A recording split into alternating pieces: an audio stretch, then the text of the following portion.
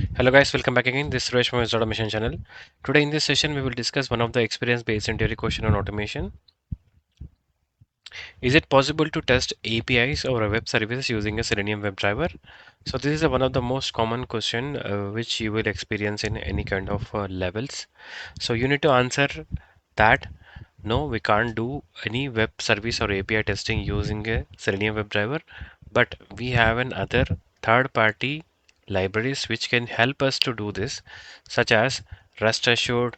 Then we have a Karate. Then we have a couple of more libraries we have. So with that libraries we can do the API testing. But Selenium WebDriver can also do, but with some third-party APIs we can do a little bit that we can trigger, we can get the response. But to play with actual testing with API and web services, we need a dedicated library which Selenium WebDriver cannot do it. For that, we have to shift to our API automation or API testing using a Rest Assured or Karate framework, or we can have tools within that. Postman can also do the automation, and you have a SOAP UI. So we have a number of tools available or libraries available. We can do API testing there, but Selenium WebDriver cannot do this alone. Thank you.